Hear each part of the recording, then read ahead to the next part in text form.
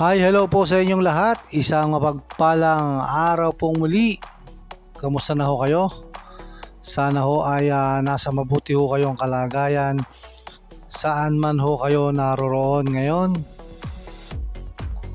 At ngayong hong araw na ito ay pag-usapan ho natin ito hong matagal na hong hinihintay ng mga nagpetisyon ho sa Korte Suprema, ang mga question ho sa legalidad ng Republic Act 12232 o yun hong batas na nagbabago sa termino ng mga barangay opisyal at sangguniang kabataan.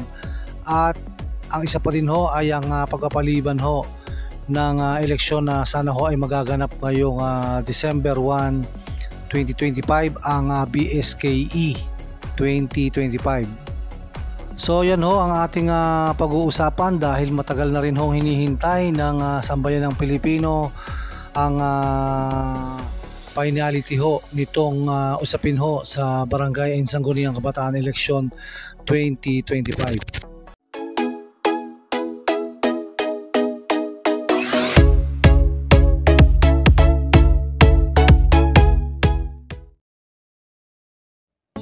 Nagbabalik po muli ang Eric's Vlog. So ito ho yung mga petitioners na question ho sa Republic Act 12232 na kung saan ho ay kinansila ang magaganap po sana ng Barangay and Sangguniang Kabataan Election 2025 sa pangunguna ho ni Atty. Makalintal, ang senior teacher ho na si Mr. Tayam at ang youth group ho na Kaya Natin, at meron pa hong isang nagngangalang Mr. Hidalgo.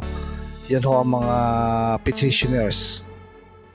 Sa mga hindi ho nakakaalam at ngayon pa lang ho nakakapanood ng aking mga video tungkol sa Barangay Sangguniang Kabataan Election 2025, ito ho yung batas na pirmahan ni Pangulong Bongbong Marcos, at ito ay panukala na nagmula sa mababang kapulungan sa Kongreso at pinasa ho ng Senado hanggang ito ho ay ipinasa na nga ho sa ating Pangulo upang aprubahan ito hong naging batas na Republic Act 12232. So 19 ho na araw bago maganap sana ang tinatawag na Barangay and Sangguniang Kabataan Election 2025 sa darating na December 1, 2025 ay sumagot ho ang Korte Suprema ito hong nagdaang November 11, 2025. So yan ho ang nangyari dyan ho sa usapin at finality ho ng tinatawag na Barangay and Sangguniang Kabataan Election 2025. Finally ho ay natuldukan na ang usapin ho dito. So ayon ho sa balita ay tinanggihan ho o ibinasura na ng Korte Suprema ang pinagsama-samang petisyon na inihain sa mataas na hukuman na kung may question ho sa legalidad ng Republic Act 12232, ang batas na ating nabanggit na nagpapaliban ho sa BSKE 2025 na magaganap po sana sa darating na December 1, 2025. Ayon ho sa Korte Suprema, doon daw ho sa saligang batas na Artikulo 10, Section 8 ng ating konstitusyon ay meron daw hong autoridad na ibinibigay ho sa Kongreso para itakda ho yung tagal ng termino ng mga opisyal ho ng barangay. So yan ho ang nabanggit doon ho sa inilabas na anunsyo ho ng Korte Suprema. Ito pa rin ho yung naging pahayag ho ng Korte Suprema. Sinasabi ho nila na nilinaw ng Korte Suprema na ang Republic Act 12232 ay isang term setting law para sa opisyal ng Barangay and Sangguniang Kabataan na nagtatatag ng 4 na taong termino at nagbabawal sa magkasunod na termino para sa mga opisyal ng Sangguniang Kabataan.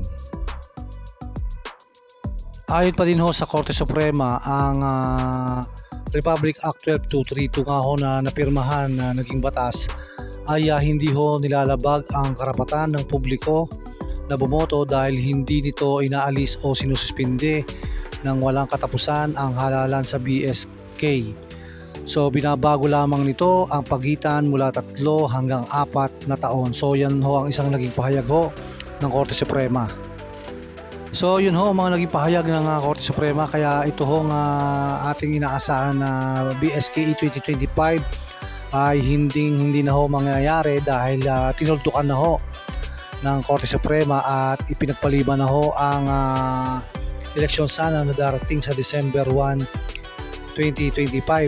At ayon ho sa Korte Suprema, ang susunod ho na Barangay Sangguniang Kabataan Election ay magaganap ho sa 2026 at ito ho ay ayon sa kanila ay magaganap ho sa unang araw ng Lunes ho.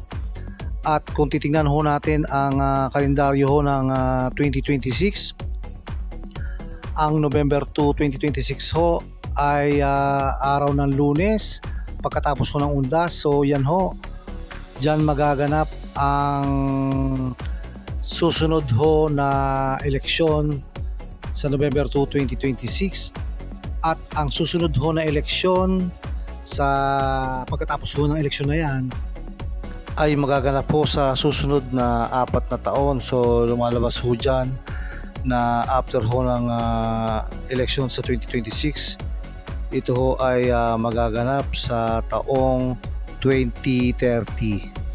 Kaya ang mangyayari ho ay patuloy na uupo ang lahat ho ng kasalukuyang barangay and sangguniang kabataan ho na nakaupo o yun ho mga opisyales na naihalal ay mananatili ho hanggang sa susunod ho na taon pagkatapos ho ng resulta kung sino man ho ang mananalo sa November 2, 2026 at yun hong itinakda o itatakda na panahon ho na kung saan ay manunungkulan ho ang mga magwawagi sa November 2, 2026.